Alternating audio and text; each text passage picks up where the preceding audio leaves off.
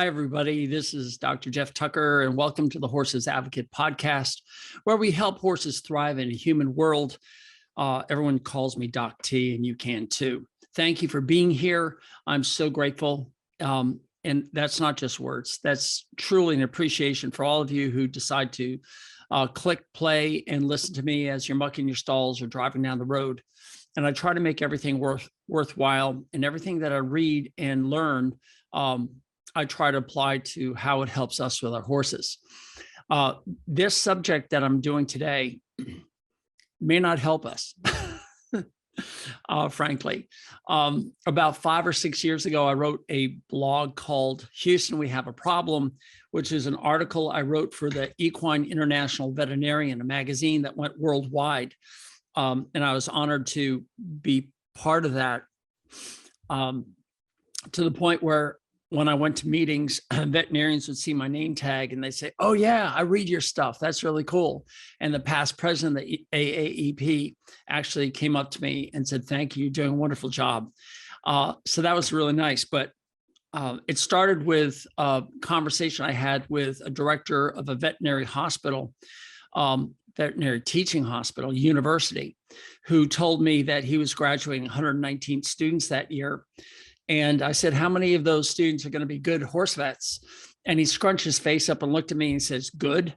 And I'm like, "Yeah, good." He says, "I could give you 2 out of 119. And that was 5 or 6 years ago. I did a podcast called Houston, We Have a Problem, which some of you might have heard already, that basically reiterated that blog based on the AAEP sending me a letter saying, not to me, but to all the members, saying, "We have a problem. We're having a high rate of loss of AAEP members, and we need to dig in and figure out why."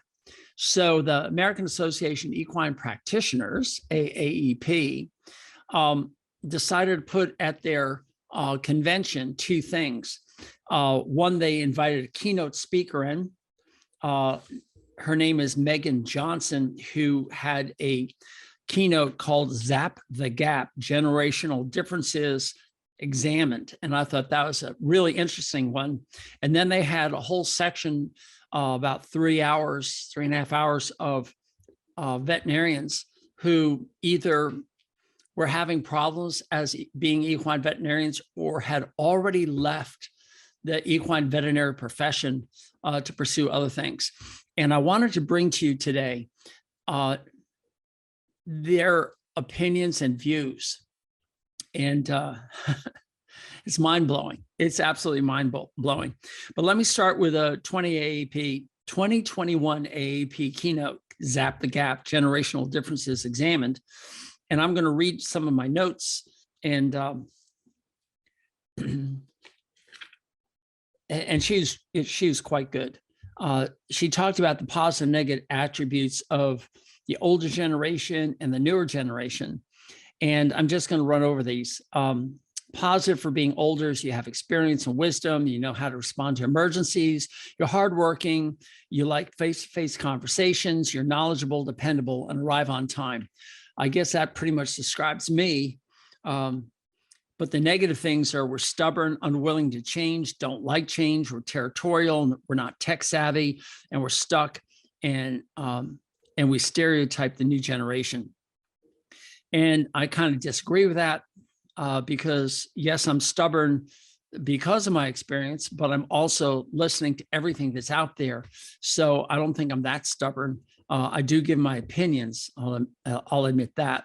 Territorial, I could care less. If I'm not doing a good job, then I deserve to lose a client in my territory. But that's something that I find a lot of veterinarians are territorial. Not tech savvy. Well, hello. I own and drive a Tesla and I do these podcasts. So I think I'm pretty tech savvy. And do I stereotype the new generation? Unfortunately, I do. Although Melissa always corrects me by not being stereotypical young generation. Of the younger generation, the positive things are fresh ideas. They understand technology. They're passionate. They're environmentalists. and they embrace change. Well, yeah, they have fresh ideas. We had fresh ideas too when we were younger, and we found that those ideas didn't work. And we fall back on our experience and say, no, that's not going to work. But if some new technology comes by that makes sense, like an iPhone that can now do fecal exams right in front of you at the stall, and not only identify fecal eggs, but tell you how many there are per gram just by taking a picture of it. Yeah, that's a cool idea. And I like that. Obviously, I bought a Tesla without even driving it because I liked the fresh idea and I knew that it would work. I'm still passionate about what I do. So I think passionate is not confined to just one generation. Environmentalists, don't get me started.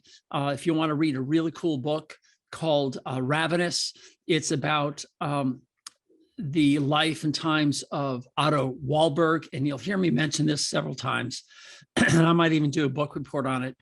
But he discovered basically the root cause of cancer, and in 1932, he described his life growing up in Hitler's Berlin.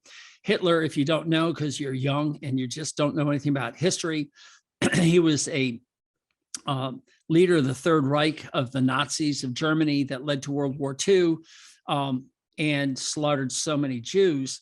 Yet he let this Otto Warburg live. He was not only a Jew, but he was a practicing homosexual. And yet he let him live because he's more scared of dying of cancer. And he was one of the first environmentalists and one of the first people, one of the first people to actually embrace clean food and eating organically. So just keep that in mind. Negative to younger generation is they're lazy and they're always late. I see that all the time. They're unfocused, they're impatient, they feel entitled, they have poor communication skills. And I have a whole podcast on three-dimensional communication where to discuss that. And they just want to have fun. They don't want to work all the time. They like this work-life balance. But what's interesting is nothing's actually changed between youth and elders, because a lot of these categories were discussed years ago, like in the 1960s, 1970s, describing the differences in generations. So in reality, nothing's actually changed. All right, so let's look at the categories. They talk about baby boomers, which were born between 1946 and 1964. So that's me. They like teamwork. Education became an expectation, and we challenged rules of the previous generations. One of the quotes of my generation is, is about, questioning the authorities, basically.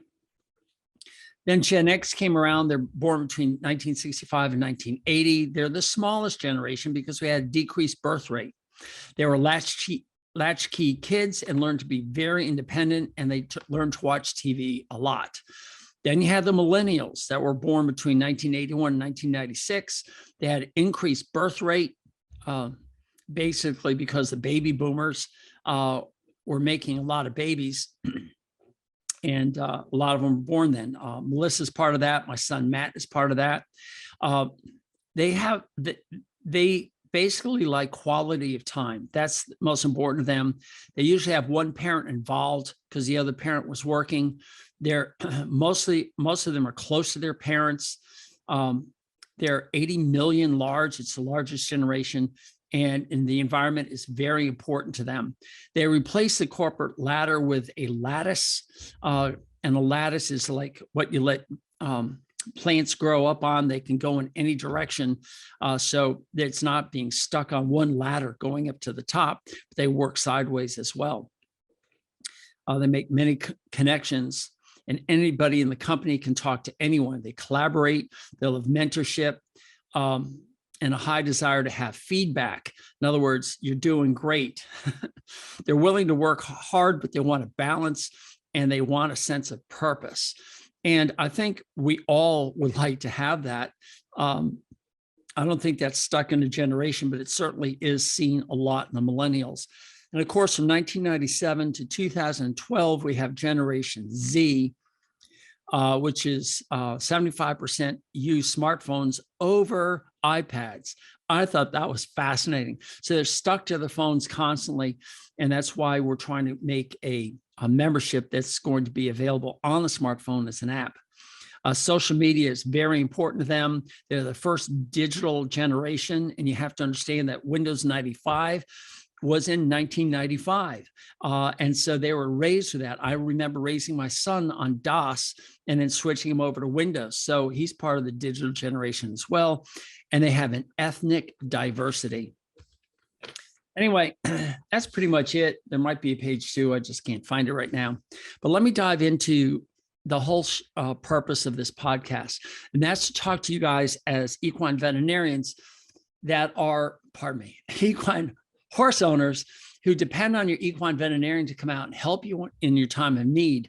And I wanted to reinforce this. I don't know if I want to call it doom and gloom message, but we have a problem here. And it's probably one of the biggest reasons why I'm the horses advocate.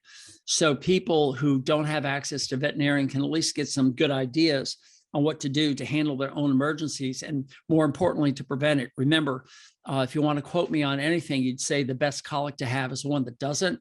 The best laminitis to have is the one that doesn't. The best skin problem to have is the one that doesn't.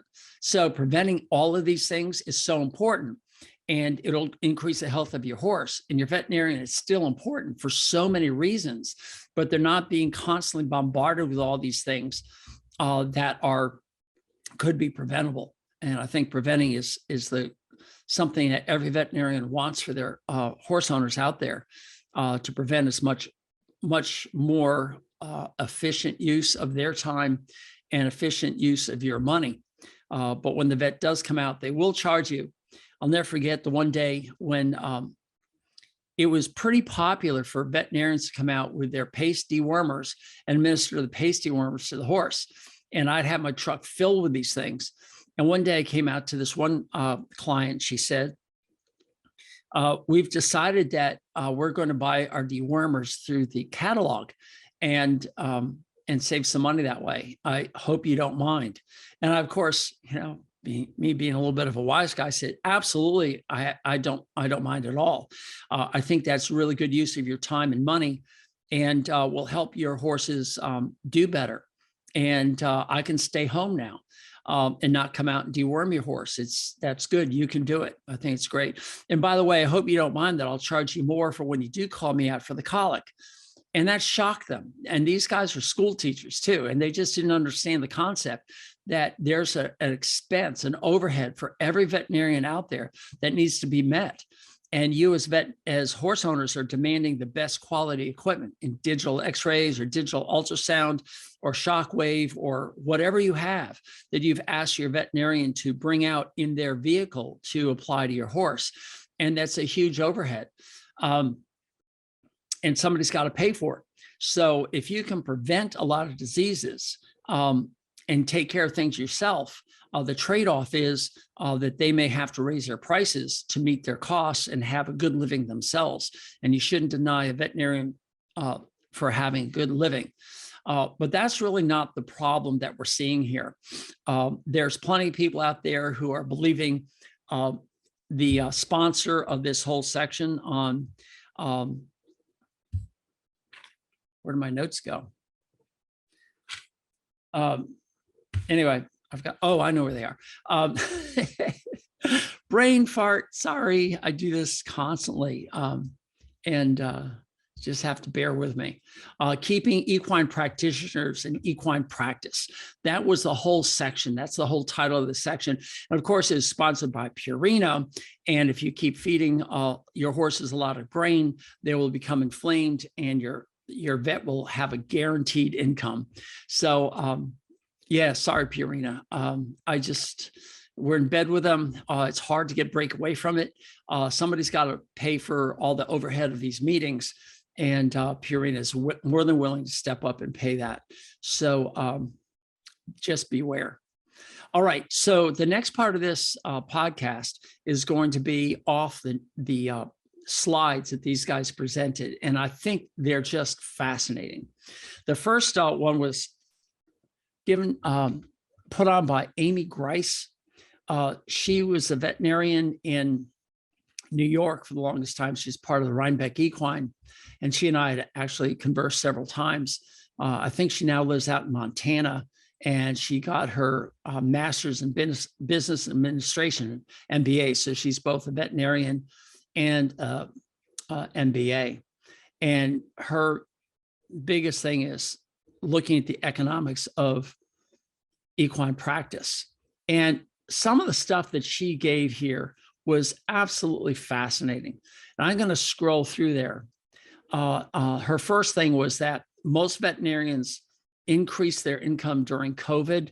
And I heard this anecdotally from other practitioners. They said their practice was booming. And I guess it's because everybody had a chance to stay home with their horses and they found more things wrong. I'm not too sure what it is, but it's a strong revenue through 2021. So that's kind of cool from a veterinary perspective.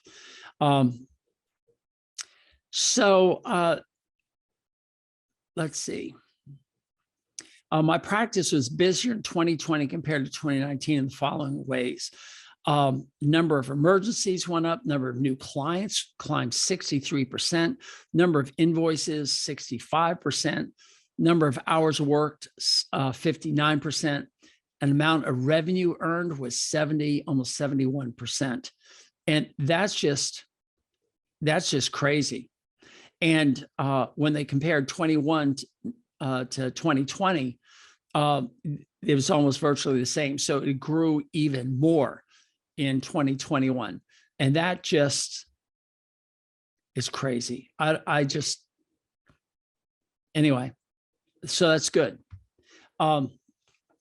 They also looked at the population of horses, and there are different ways you can look at this. Many of them is either through the AVMA or the American Horse Council, and there's something called the Break Study of 2014. And they basically say somewhere between 6 million and 8.9 million horses in America. That was in 2014, 2016, 2017. 2017 says 7.2 million horses. All I know is before that, we had about 10 million in the United States.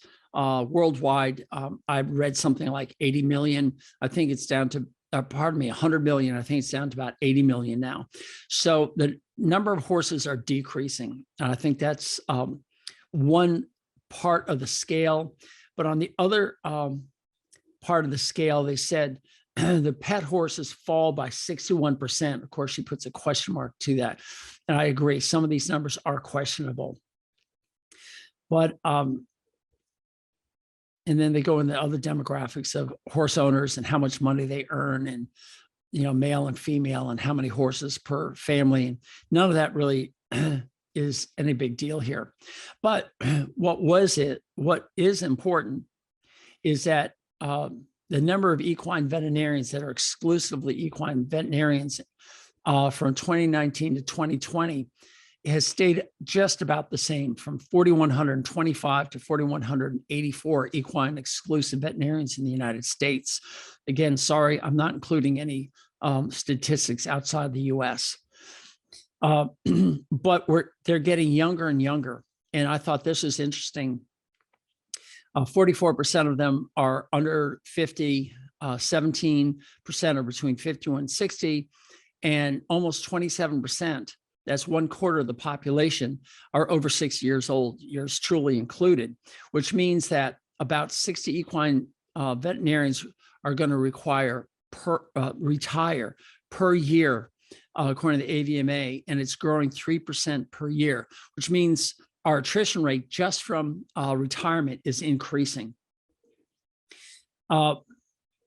What's even more disturbing is that the number of graduates who sign up and become members of the AAEP within 5 years, half of them are going to no longer become AAEP members. So I think the attrition rate is higher, and I think that's important to understand, and we're going to get into that. But here's the biggest thing.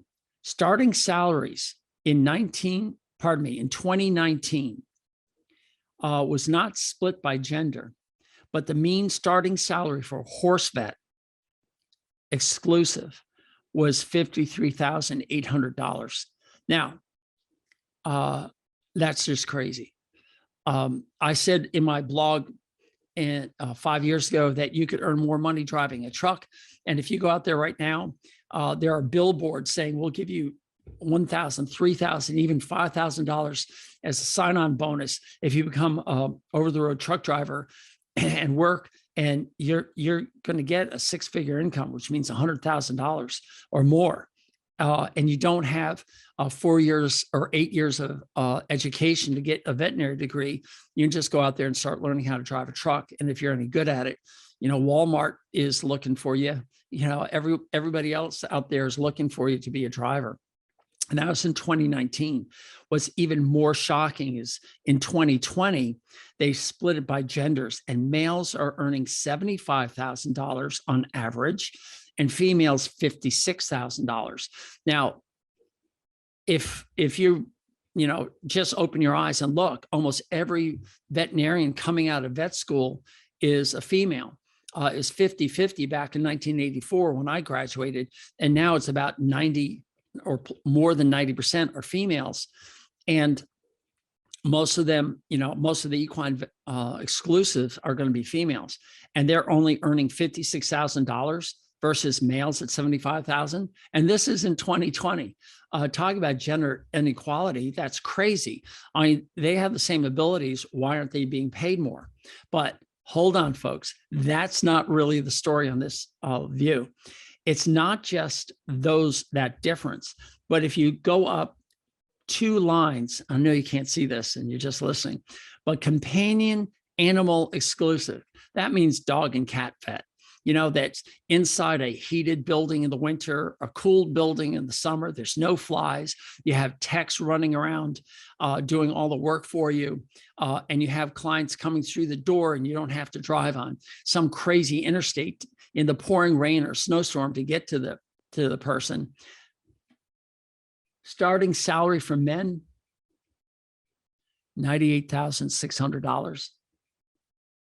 And for women, $96,500. So the discrepancy, they're almost equal.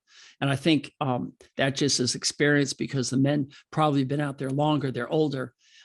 So I wouldn't worry about it.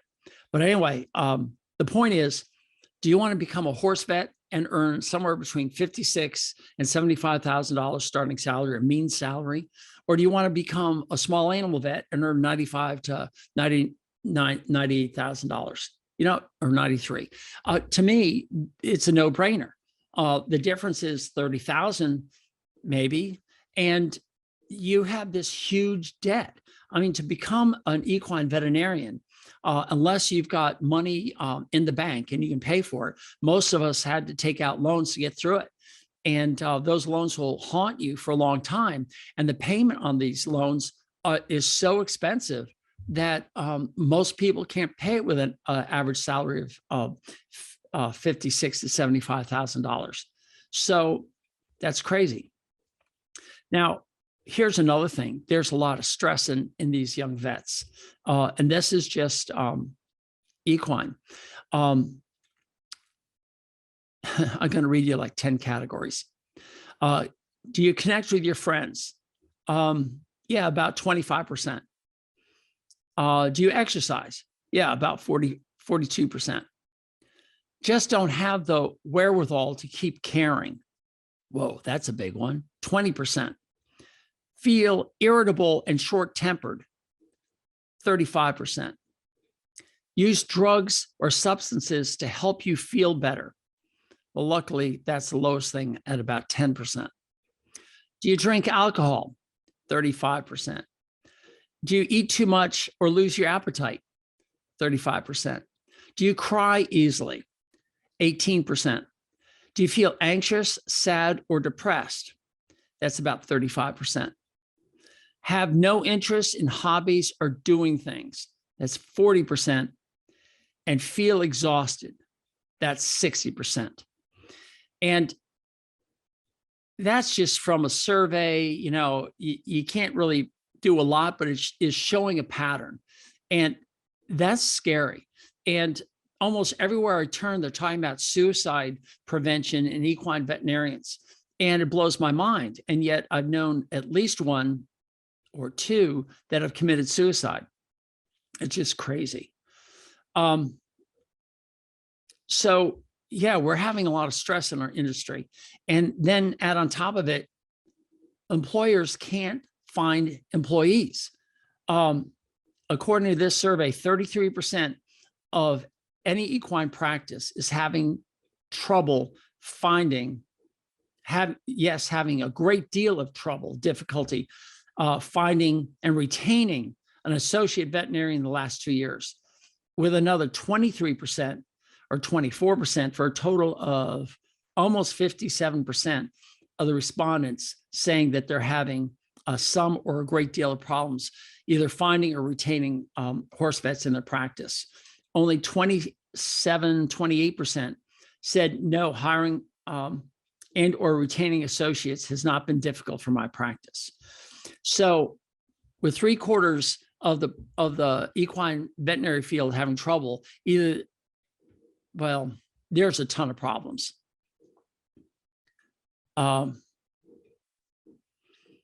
Okay, let's keep going here. The reasons for leaving the equine practice. Themes were they need a flexible or compressed weekly schedule. In other words, nobody wants to work 7 days a week. They don't even want to work 6 days a week, or they want time off. They want to reduce emergency duty. They don't want to be on call 6 nights, 7 nights a week. They want a shorter workday or a hard stop, which means like at 4 or 5 o'clock p.m., that's it. I don't care what's happening. I quit. I have children to take care of. I have to pick them up at school, whatever. They want these hard stops. They want compensation comparable to companion animals. I think that's a no-brainer. And a new culture of practice, which means, when you pick up the phone call for your horse vet, they want, you're expecting one thing, but these new vets want to expect something else. So there's a lot of things going on here. Okay, I want to keep this somewhat short, but I want to breeze through a couple of things to keep us up to date on this. Okay, the next one is, let's see. I think this is the one that had some really stupid stuff, but I'll go into it anyway. This one is called the AAEP Retention Task Force Initial Findings. And this is really good. The gal who did this is a veterinarian, Dr. Carol Clark up in Ocala. She's pretty smart. I mean, she's really, really smart. And they decided to look at a survey. They had 15 people, 15 equine students respond. They had 26 recently graduated equine veterinarians respond, 17 equine practice owning veterinarians respond, and 1 from academia. They wanted to show a couple of interesting things. Of all the locations of the students responding, a total of 15, 13%, the greatest, was from my alma mater, Cornell. We're just such, anal retentive, data-driven people that I guess they were interested in doing this. But there's only 15 students, so anyway, that means like 2 people responded versus all the other schools. The recent grads, this is really interesting, where they located. The #1 state was Florida. I mean, that would just blew my mind. Florida had 4 or more recent grads. The other states were South Carolina, Pennsylvania, New Jersey, New York, Michigan, Illinois, and this looks like Colorado. And then there's some other states, but they really didn't do a blip.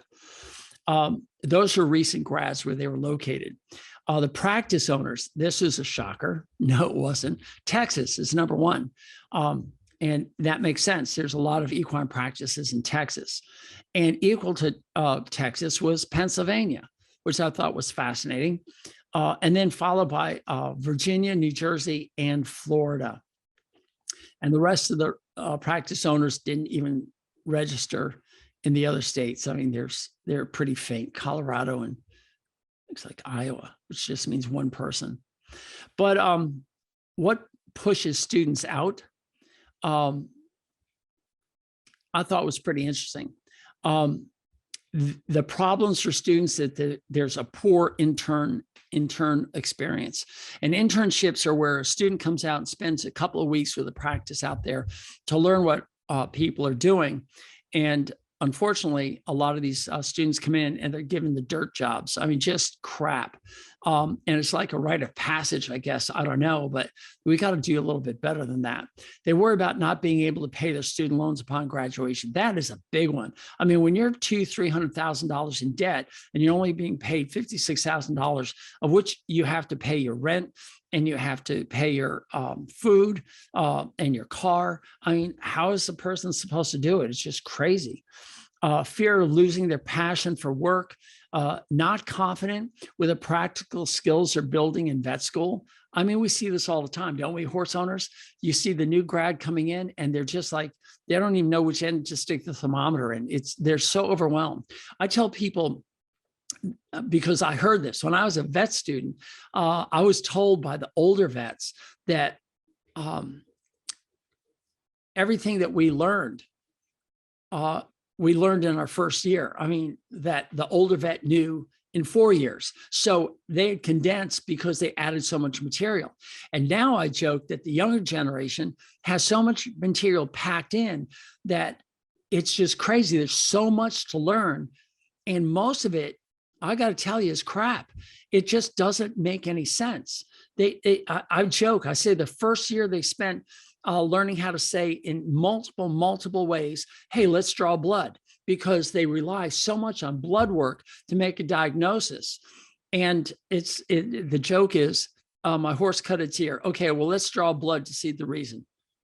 It cut its ear. You know, you don't need to do blood work. And yet everyone's doing blood work for everything, trying to diagnose. And then they're prescribing treatments that are unproven or just not working. And you horse owners are spending so much money, and these vets are just drawing blood. But then recently I said to somebody, well, it's not just drawing blood, is it? Because your second year, you're learning how to turn the machine on. And the students just laugh, because it basically is that it. The first year, let's draw blood. The second year, how do you turn the machine on and use it? And that leaves 2 years to learn everything that we learned in 4. And so they're just overwhelmed. They come out and they literally say, I know how to use this brand new thermometer. I just don't know where to stick it on the horse. They're overwhelmed. Let's see. They're unsure how to identify, select, and commit to a practice. And there's more on that later. Comments from professors and other vets discourage them from pursuing a career as an equine vet. And I'm guilty of that. I tell people, you know, you're going to spend a lot of money to become an equine vet, and you're going to work your tail off because you have to drive, you know, hundreds of miles if you're going to be a rural veterinarian. And that's just not going to do well. And then, of course, the last thing was setting boundaries, struggle to set appropriate boundaries. And I'm not too sure what that means. I don't think it means like, keep your hands off me boundaries. I think it's like boundaries are, no, I'm not going to do that crappy job. I'm a veterinarian. I want to get out there. I want to learn these things. And no, I'm not going to work 18-hour shifts with having just 2 hours to sleep, an hour drive to get to where I have to live. I think those are the boundaries they're talking about. In other words, learning how to say no, because they think if they say no, they're going to be punished for it. And then it gets into ethical and moral issues and not having access to family and the non-compete clause. I thought that was interesting. And the competition and pressure to do an internship. There's a risk of injury. And of course, non-horsey people perceive a feeling of unwelcome. So they're out there trying to become a horse vet, and they don't really know horses that well. And you old farts out there who think you know everything about horses, you know, look down your nose at them and say, you know, you shouldn't be around my horse. I don't trust you. You're just not a competent horse person. And why are you drugging every horse that you see? Where, you know, old doc so-and-so could come up and take care of this without drugs. And that's really unnerving to some of these new vets. They've been trained to sedate every horse or everything. That's the problem with the schools. And these poor students or these graduates are coming out and trying to work, and they're told, "Hey, I've got to use sedation all the time." The horse owners are saying, "No, you don't have to," because we've seen other veterinarians do it.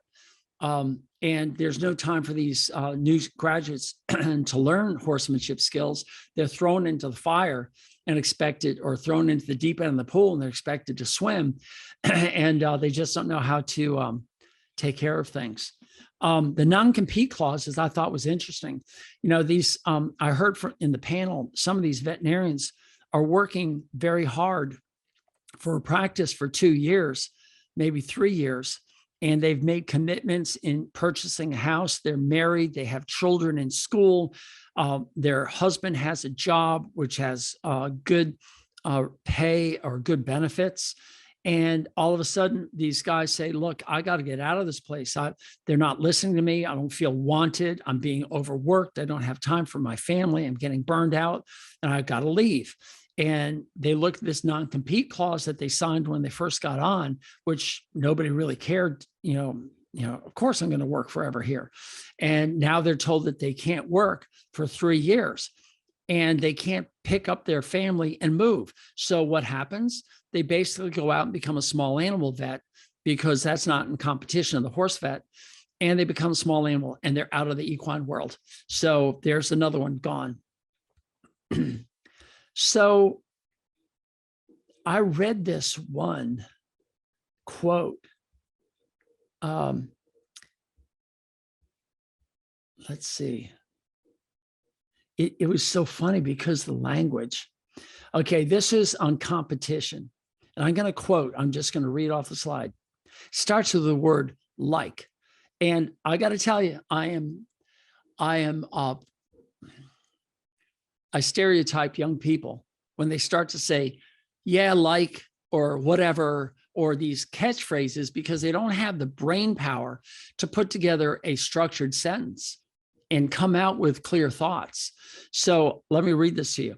"Like, I have ulcers from this process of not knowing what's happening, and no one will talk to me, and everyone is struggling, and it'd be great if we could just help each other, but nobody wants to share." I'm sorry, I just had to read that to you. It goes on. There's a whole nother paragraph, and if you want to share, you got to go out and share. You have to be the change. You have to go up to the mentor and say, "Look, I need to talk to you. I need to learn this stuff. We need to get this meeting together." And I would just turn to the person and say, "Well, the first thing you have to do is stop saying the word like." I mean, if you will say "like" 3 or 4 times in a sentence, I cannot have a meaningful conversation with you. And then right there, we have a break apart. So both participants have to agree that they're going to change to make this happen. And I think a lot of the younger generation, what they call them Gen Zs, are unwilling to realize that they are the problem. It is not us older folks, that they are the problem. And if they would sit there and ask, "Okay, why am I working 6 or 7 days a week? Why do I have to be on call all the time?" And you spell it out, you show them the numbers, you're transparent. You say, "Look, if you can come up with a better solution, I'm all ears."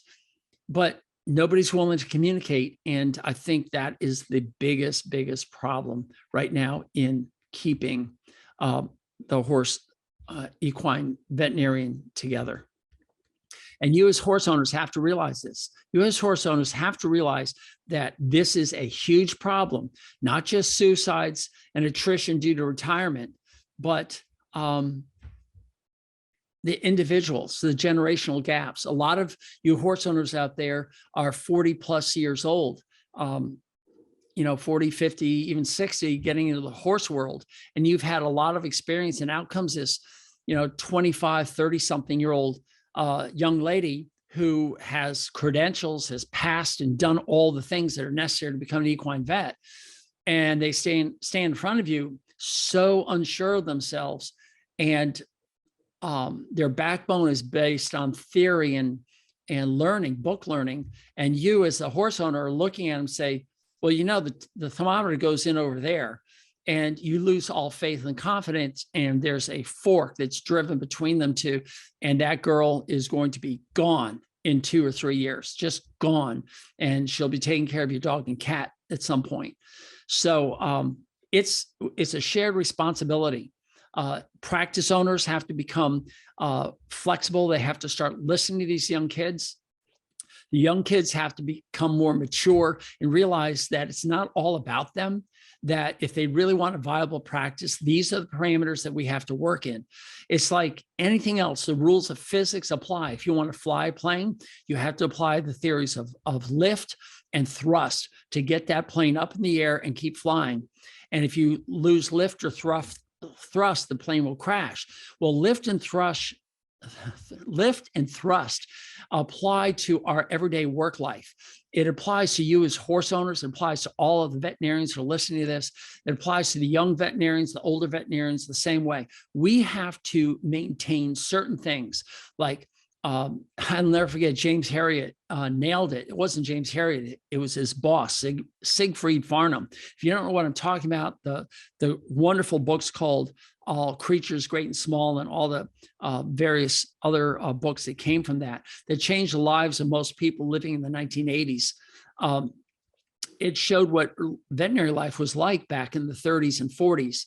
And Siegfried would stand up in front of the veterinarians, you know, in his little house, in his living room. And he said, you must attend. Above all else, you must attend.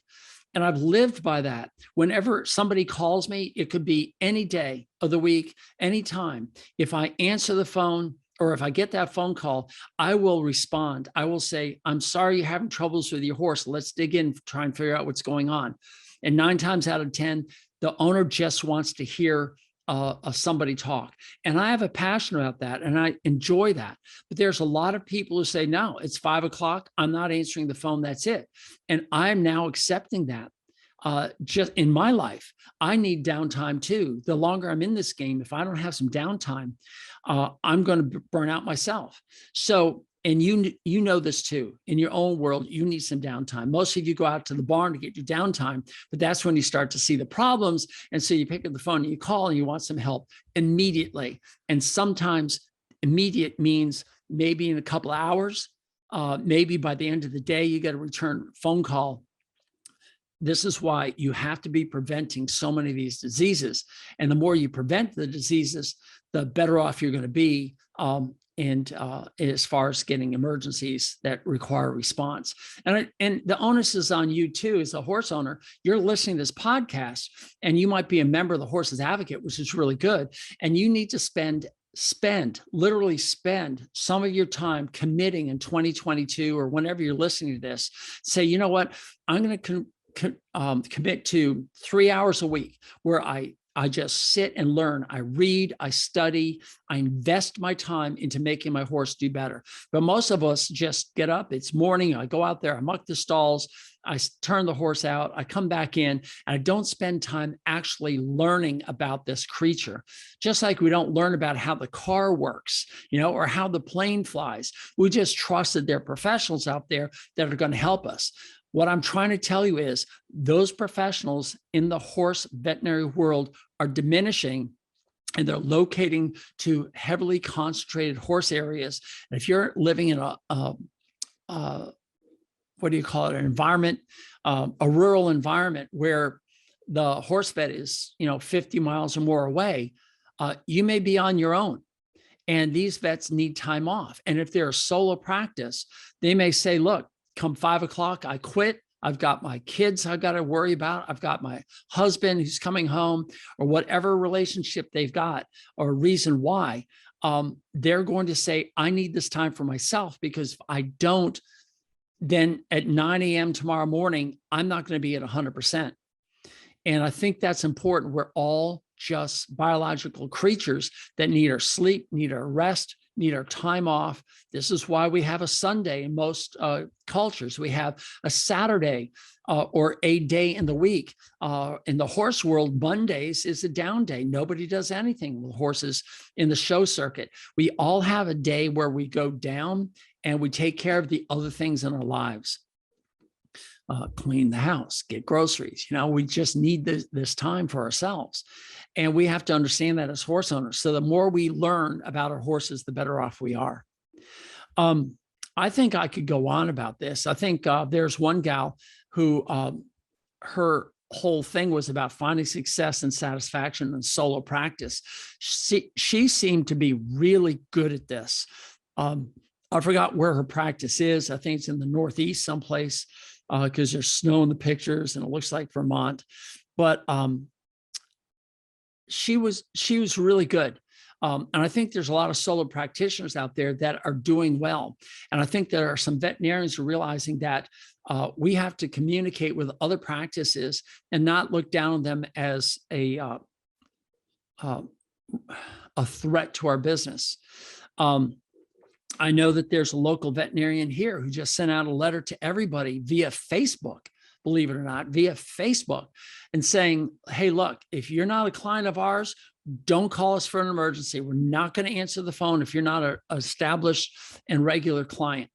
And the response on Facebook was just striking about how many people were so upset to say, look, if I can't get my regular vet, are you saying that you're not going to come and take care of my horse?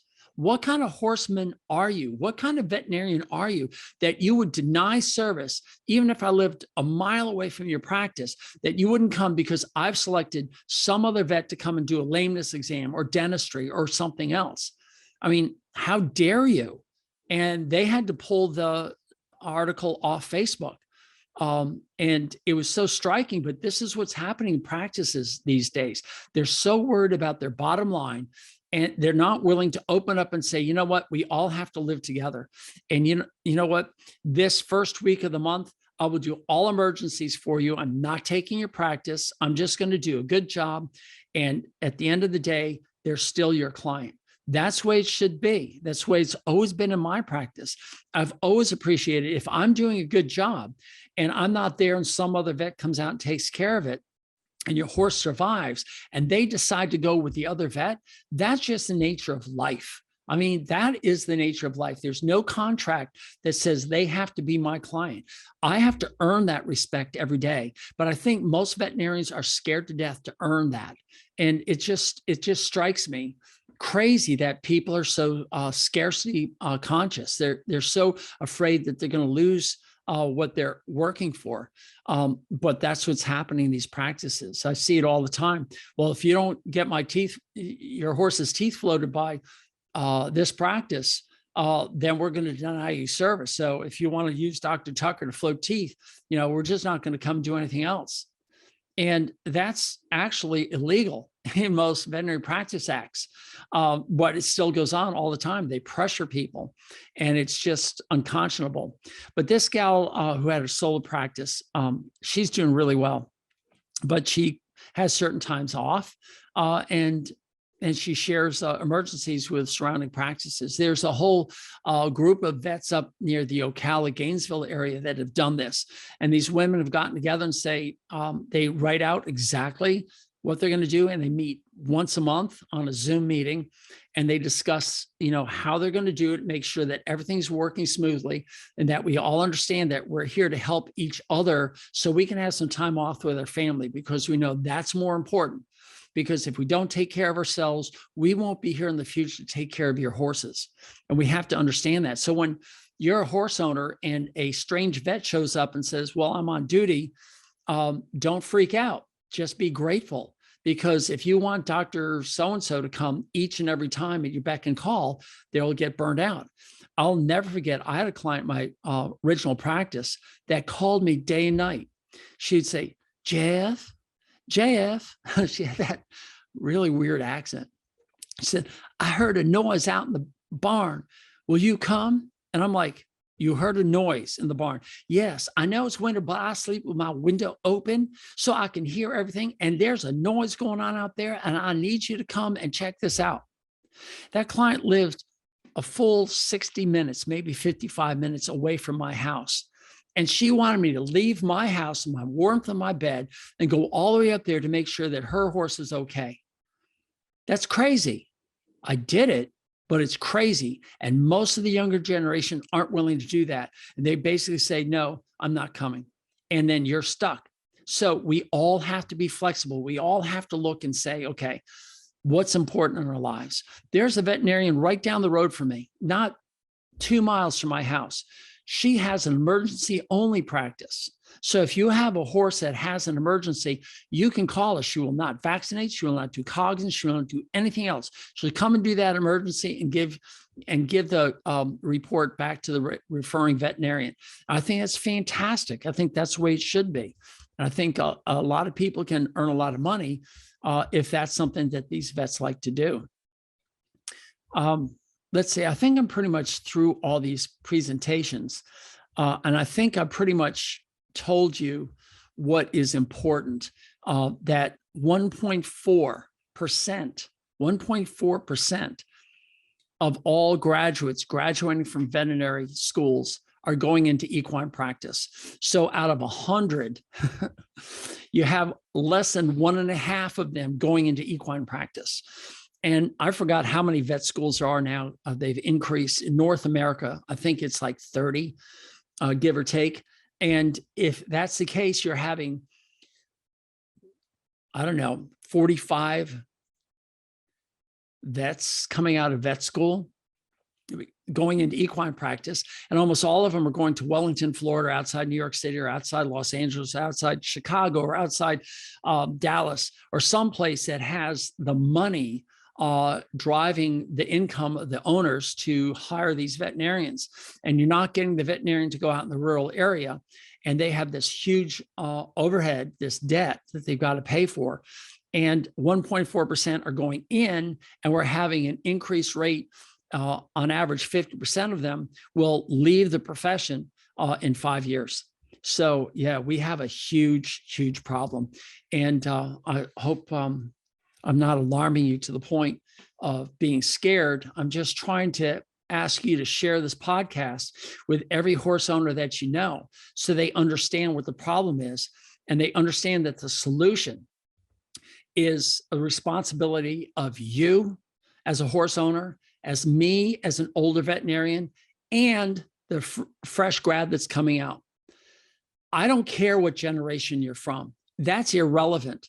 When it comes to your horse, there are certain needs that have to be met, and I'm going to help you meet those needs as an owner so you can prevent a lot of these things from occurring.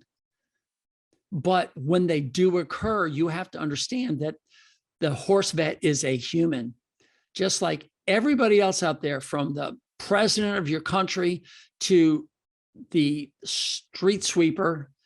They all are important. They all have a purpose, and they all are human beings. And we have to understand that. We have to be respectful. We have to stop demanding our importance, and we have to look at the importance of the person we're asking to come help and say, okay, let's reach a compromise here, and let's see if we can live within the boundaries of a medical practice. You can't bring your horse to the vet practice all the time. I mean, I could set my vet clinic up in the middle of nowhere and say, okay, everybody just bring your horse in. And I just sit there waiting for all these horse trailers to come, just like the small animal vets just wait for the door to open and in comes the dog and cat. That would make life great. I'd have a very large building. It'd be heated or cooled. There'd be no flies. It would be a safe working environment. It'd be ideal.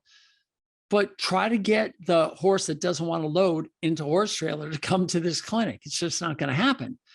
And then you have to be understanding that when the young vet comes out and they are afraid of your horse, you have to understand why they're sedating your horse. You and I both agree that it shouldn't have to be that way.